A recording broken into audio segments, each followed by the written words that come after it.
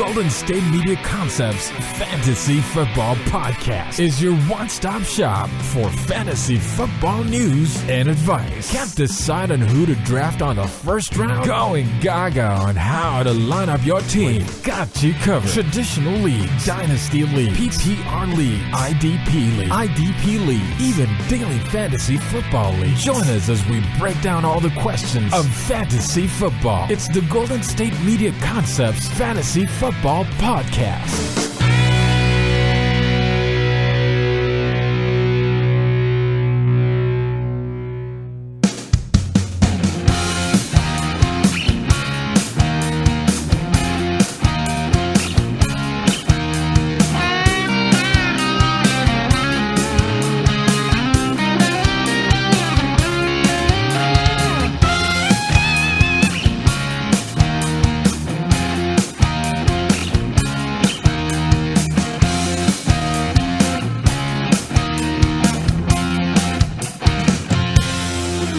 Thank you for tuning in to the Golden State Media Concepts Fantasy Football Podcast, where we talk all things fantasy. As always, I'm your host, Jeremiah Martinez, and we're here in the first day of November. That is right, it is the first of the month.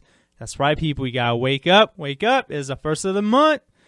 All right. Well, anyways, we're gonna recap a little bit of Week 8 action in the NFL with some top performers. But I want to, like always, I gotta get started on the Monday Night Football game because it's the most recent game that happened. And let's just say this game did not go any way I thought it would. On the football show with Alex, I said the Vikings are gonna win this game hands down. The Bears have no chance, and they proved Alex and I wrong. I gotta say is Jordan Howard is back as a fantasy running back. He is back as a really true RB1, maybe to a high-end RB2, but he ran all over this Vikings defense last night. And remember, this was a game that Jeremy Langford, his first game back too, so he was active for this game. And we thought they were going to go with a little bit of committee approach. That's what John Fox said. They're going to go with the hot hand at running back. And, in fantasy, you don't like to hear that. But, man, it looks like Jordan Howard is the man there in Chicago. And he was insane. He had a couple big plays. The first drive of the game, 67-yard run. Had a huge catch later in the game, too. Both of his big plays set up scoring drives for the Bears. And, he did get 153 yards and a touchdown on 26 carries. And I wouldn't say he's a must start because, the uncertain, it's very uncertain who's going to get the hot hand approach with, the Bears backfield. But he did get a total of 200 yards of offense and a touchdown. But there's some other really big contributors as well in the Bears offense here. Zach Miller, he had a team high in targets at 10. He had 88 yards. I think he is a back end, tight end one. Alshon Jeffrey, he did get a touchdown because his boy Cutler's back, and he got 63 yards total. So I think with Jay Cutler returning last night, I think it really hurts Cameron Meredith's fantasy value. His value really took a big hit yesterday. Meredith was Brian Hoyer's favorite receiver, and ever since Brian Hoyer got hurt, Meredith has not been the same. So I do think Meredith is kind of like a lost cause now. There's just no way he was involved in last night's game. Zach Miller looked more involved in his offense with Jay Cutler at quarterback now, who practically played his best game of the season. I know he only played for 2 weeks, but he looked really good yesterday. With this Bears team, getting some pieces back healthy, can Jay Cutler, is he on the fantasy radar now? I wouldn't go that far. But, this team is a lot different than we have seen in the past couple weeks from a fantasy standpoint. Jordan Howard looks like he is the man there for at least for another week. They do have a bye week, week 9. But looking ahead to the Bears schedule here, they got Tampa Bay Week 10 coming off the bye. They got the New York Giants, the Tennessee Titans, and the San Francisco 49ers, and the Detroit Lions. So they got some pretty good matchups there against the run game. So I think Jordan Howard is someone you have to hold on to. I know some people have dropped him in the league. Some people did bench him. But I think he's someone you need to hold on to for now. And I think, Zach Miller is someone that you need to keep your eye on too as well. And Alshon Jeffrey looks like he can be training up to being a must start again. So I would definitely keep my eye on, offensive players here for the Chicago Bears. But man, what's the Vikings? Man, it was flat out terrible. This team cannot run the ball. They can't protect the quarterback. And we've seen it from a fantasy standpoint. That's not good. It's not good at all. Mount Asiata did handle majority of the snaps at running back. He did start the game because Jerry McKinnon was out.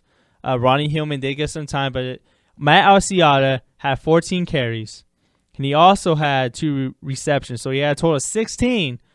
And for 42 yards on the ground. But he did have 36 through the air.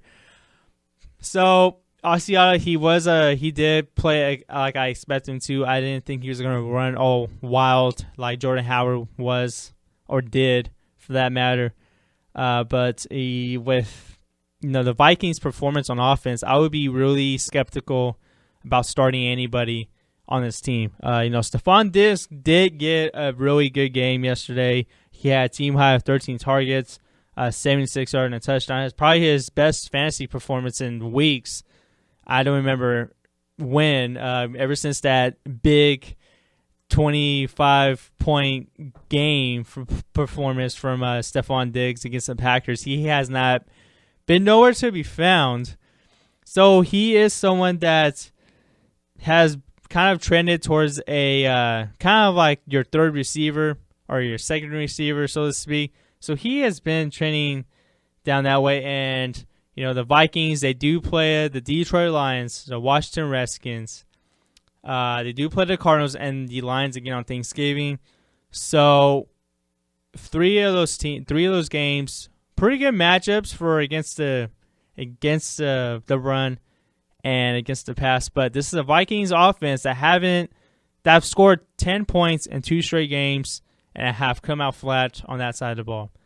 So that's all I gotta say about the Vikings there. But let's get into some other top performers of the week 8. I want to get started with Jamison Crowder here, receiver.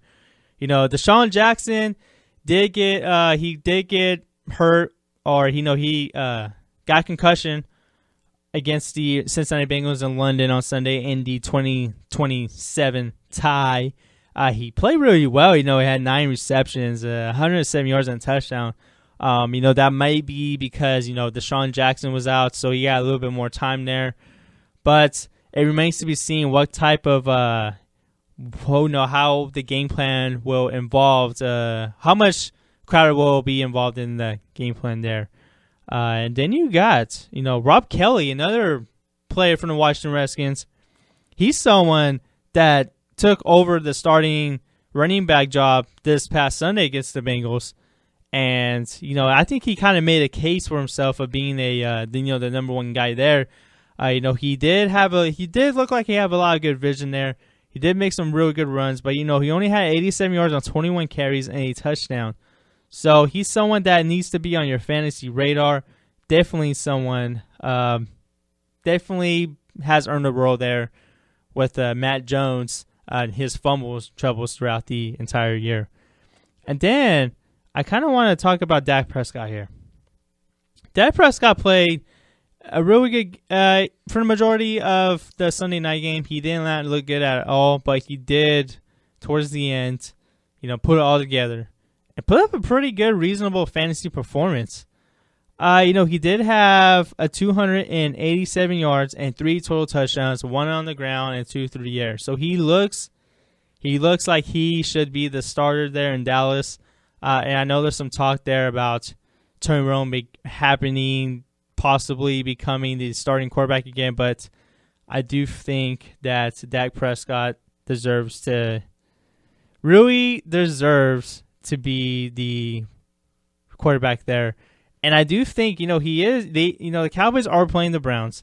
So I do think, he's someone that could be like someone that can be pretty much a low-end streamer there. I think he can be a streamer this week, with a lot of teams on the buys. But I like where he's going. And I think Dak Prescott's someone that needs to be, in your fantasy radar for Week 9. But I want to go back to the running back position here. And, we got top performers like Jonathan Stewart, Matt Forte, Theodore Riddick finally coming back. This Lions backfield has looked horrid and terrible. Pretty much everyone in that Lions backfield should be dropped except for Theodore Riddick. He has over 100 yards total and did get one touchdown. And he's someone that's going to give you 100 total yards all the time. Devontae Freeman played good as the lead guy.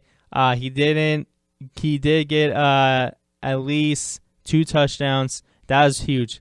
He did average over 50 yards as well. He is bottled up all game long, but he did get 2 touchdowns when it counted the most. And as the Falcons did win that game, DeMarco Murray, who we did talk about on Friday's show, he's a top 5 play every week. So I don't have to go any further than that. And we have another injury in the running back position. That's Jacquizz Rodgers. He was seen in a walking boot in practice. That's what the reports have been saying. And, it looks like they're going to go with the committee there in Jacquizz Rodgers' place. But, he used some of that really fitted in nicely for Doug Martin. And, it's a shame that, looks like he really did earn a role despite if Doug Martin came back or not. But he's someone that was performing really well. And I got a couple of quarterbacks here that I want to talk about. Derek Carr and Aaron Rodgers, 2 guys that practically lit it up on Sunday. Tom Brady, of course, he's always going to do good. I talked about Dak Prescott already. Kirk Cousins had over 450 yards passing in London. And Matt Ryan also had a heck of a game. And, and Carson Palmer actually had a decent game as well, even though he took a lot of sacks. And speaking of Derek Carr and the Raiders here, Amari Cooper had his best game of the year, 173 yards and a touchdown, 15 targets. Wow. He played. That was an incredible game. Dez Bryant came back on fire. He had 113 yards and a touchdown against the Philadelphia Eagles. And, of course, I talked about Kendall Wright and I talked about Alan Hearns on Friday's show. Jordy Nelson had a really good game coming back from, he probably his best game since week 2. He had 94 yards and a touchdown. And Quincy Ananua had a good game as well, 93 yards and a touchdown for the New York Jets. And, those are your top fantasy performers of the week. This is the recap of Week 8. And after, we're going to take the first break here. And I'm going to talk about the Green Bay Packers running back situation. It got really confusing and ugly again. I'm going to get more into about Derek Carr in a little bit. And I also want to talk about a player coming back.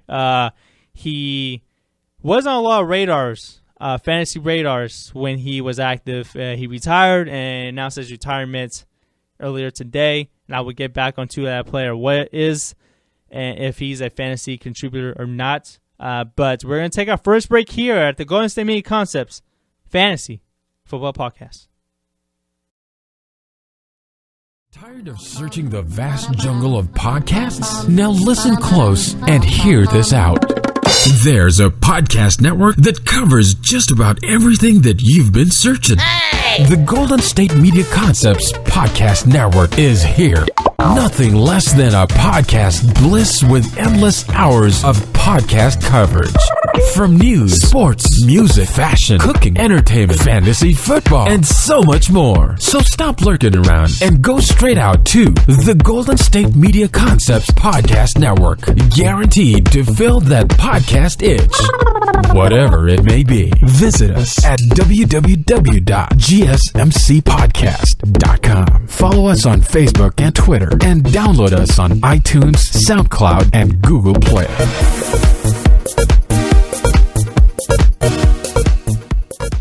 And welcome back to the Golden State Media Concepts Fantasy Football Podcast. And we're going to get into some running back talk, the big money position in fantasy. And the Green Bay Packers backfield has got a whole lot cluttery in the past few days.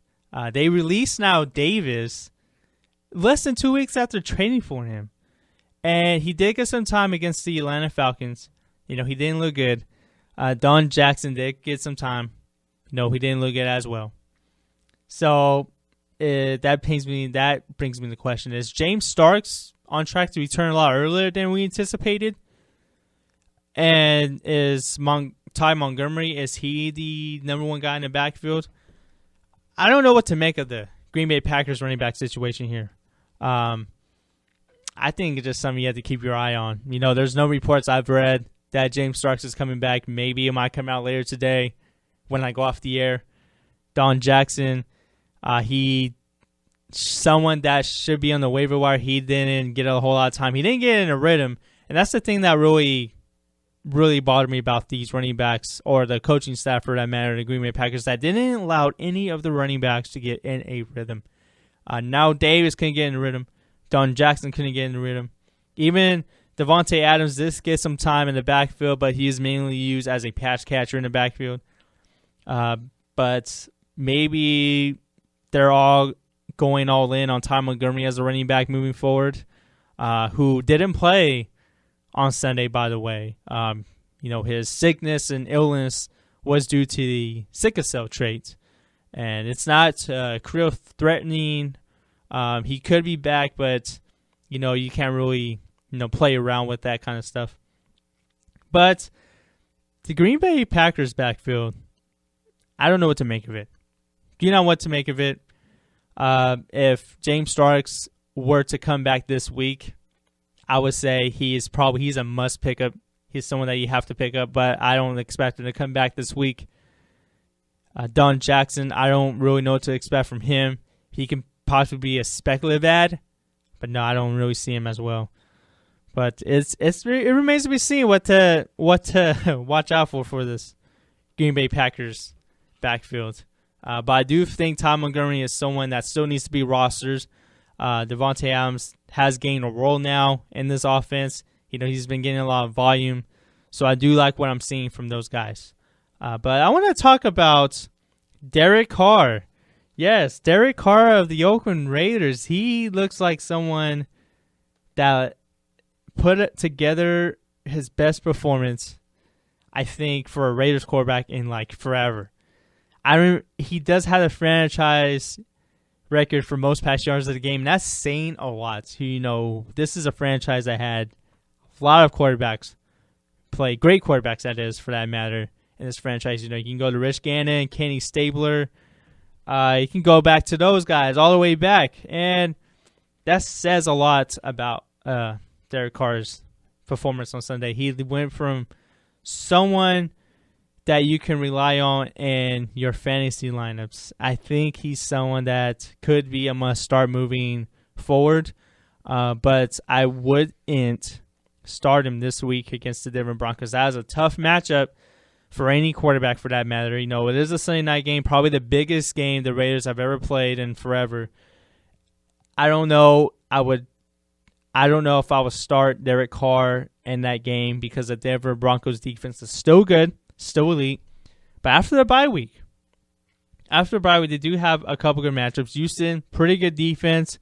I think he has the potential to shred that defense. This game's going to be in Mexico City, so I think anything can happen there. Carolina, who have been torched this season. Buffalo, pretty good defense. Kansas City. He does have a little bit of tough matchups coming up, but he's someone that throws the ball a lot. He has a lot of volume. This team really relies heavily on Derek Carr. That could be a really good thing or it can be a problem. And his highest attempts in a game this season at 59. He does have a total of 323 attempts. That's a lot. He does have over 2,300 passing yards. Has 17 touchdowns. He looks like someone that could get some MVP consideration, but I do think he's someone that has to be treated as a QB1 with some tough matchups. And if Derek Carr happens to have a good performance against the Denver Broncos, then he's an absolute must-start every week moving forward. And now I want to go to a player who was on a lot of fantasy radars back in 2015 last season, or 2 years ago for that matter. Percy Harvin is coming back to the NFL. Yes, he resigned with the Buffalo Bills earlier this morning. He's coming out of retirement, and I think he's just someone that you just cannot have on your team. He should be off your radar. This is a guy who hadn't played a full 16-game season since 2011, and he has not looked like the same guy he was in Minnesota. He just gets hurt too much. He's someone that's very injury prone. He hasn't shown a whole lot since his Minnesota days. In Seattle, he didn't do a whole lot. He got traded to the New York Jets. Didn't do a whole lot. Seattle and Buffalo didn't do a whole lot. This is someone that pretty much should stay off your fantasy radar for a while. Remember, the Buffalo Bills do need a lot of receivers. They do have Sammy Watkins hurt. He might come back for Week 12. Marquise Goodwin has been hurt. Greg Salas has been hurt. So this team is hurting bad at the receiver position. So is this more of a desperate move for the Bills?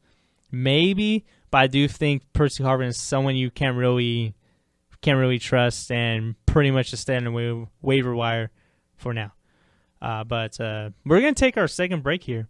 And like always, I'm going to tell you who to pick up this week. We'll be right back here at the Golden State Media Concepts Football Podcast with the top waiver wire pickups of the week when we get back. Hi, whenever I'm getting ready for a big event, I always like to clean them good, and I do it with the razor from Harry's. Compared to other razors I've used, I've had the smoothest shave I've ever had with Harry's. Why Harry's, you should say? Well, big razor companies have made small change. They always come out with the quote-unquote newest version and raising their already high prices. Unlike those guys, Harry's doesn't believe in upcharging, which is why they made their razors even better, and they're keeping prices exactly the same.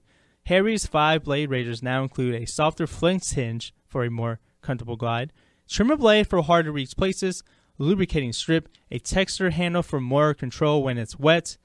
And Harry's is so confident in the quality of their blades, they'll send you their popular free trial set, which comes with a razor, 5-blade cartridges, and a shaving gel. And get your free trial set when you subscribe. Just pay $3 for shipping. Plus, I have a special offer for you guys. Enter code GSMC at checkout to get a post shave balm for free with your order. Yes, their most popular product and the kit. So go to harrys.com right now and enter code GSMC at checkout to claim your free trial set and post shave balm. That's harrys.com. That's HARRYS.com. And welcome back to the Golden State Media Concepts Fantasy Football Podcast. And it's time. It's time for that time of the week. And that is the top waiver wire pickups of the week, people. And I got about 5 guys here who need to be on your radars, who need to be pretty much the majority of the top pickups, that is, for your team. And I'm going to start off with Darren Sproles of the Eagles. He looks like he's going to be the number one guy. If he hasn't been already, there's some talk that he's going to take over as the leading running back for Ryan Matthews, who has looked, he hasn't looked good at all at times. He's been really inconsistent. But he looks like someone that, needs to be on a lot of rosters. We've seen what he can do. He is 33 years old. He's in his 12th season. But, man, he can still run with the ball. The only thing that worries me about Darren Sproles is, can he handle a majority of touches? I don't think he can, but when he does have the touches that he does a lot with them, and that's saying a lot to me. He has the ability to break one. He has the ability to break one in the run game or in the passing game, and I do think he's someone that needs to be on rosters, and he's a top pick of this week. And I got Kendrick West of the Kansas City Chiefs here. Though he looks like he's going to get the start against Jacksonville, which is a good matchup, that is, by the way. Spencer Ware did get it. He didn't return the game on Sunday due to a concussion. Jamal Charles looks like he's hurt again. He's having knee problems. And he's the only healthy running back in this team. The Chiefs did sign Bishop Sankey off their practice squad, so he looks like he's about to be the backup. So Kendrick West, or Kendrick West, looks like he's going to be the lead dog for Kansas City against the Jacksonville Jaguars. And I think he's a pretty good start for this week if you have him, or if you happen to pick him up. He's a good pickup. He's my number 2 pickup of the week. And I had a tough time deciding between who was the top pick of this week in the running back position, because there's so many top guys that could make an impact on your roster for the rest of the season and practically the playoffs. You got West here for Kansas City, and you got Tim Hightower for New Orleans Saints, who had 26 touches on the ground after the Saints benched Mark Ingram, which I wasn't a huge fan of, by the way. I wasn't a fan of the benching. I really think you got to put some confidence in Mark Ingram. Now it looks like we're going to go by committee now in New Orleans. And it's a shame because they're heading to the Bay Area to play against the San Francisco 49ers, which should have been a golden matchup for Mark Ingram.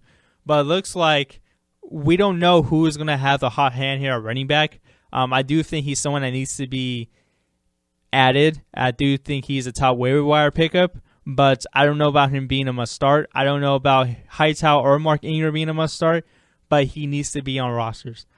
And I got Dion Lewis of the New England Patriots. The Patriots are on the bye week. Dion Lewis did return to practice last week, and they have 21 days to activate him to the active roster. But I do think he's going to play against the Seattle Seahawks. And I think he's going to make a big impact in this game. James White kind of looked like he kind of took over Lewis's job. But I think the Patriots are going to find some way to get Dion Lewis involved in this game. We've seen what he did last year before, he got hurt.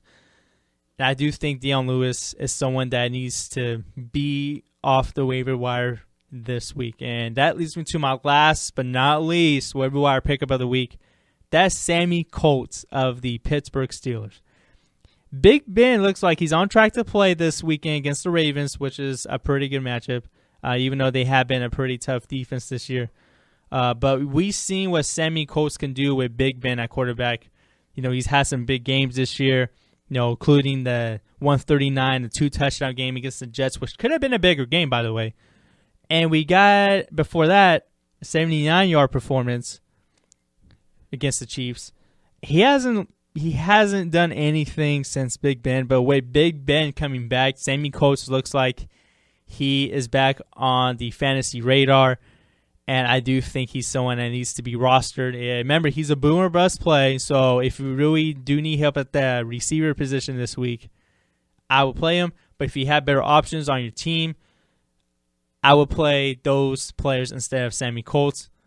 We don't know what kind of game Sammy Coates is going to have, but he needs to be on rosters. He has that big play ability. He looks like he's the number 2 receiver in the game for the Pittsburgh Steelers. Well, that is my top waiver wire pickups of the week, and that concludes the show today, guys. Yes, I'd like to thank you for tuning into the Golden State Media Concepts Fantasy Football Podcast.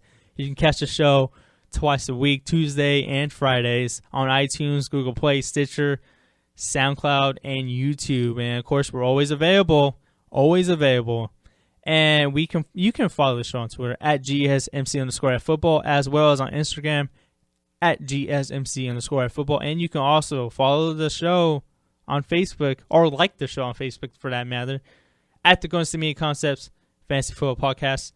And as always, I'm Jeremiah, and I'll be back here on Friday with Anthony, guys, and we will be recapping the Thursday night game like we always do and get into some must-starts, and we're going to talk about some players who are for real or not. I'd like to thank you guys for tuning in, and I'll see you guys later this week.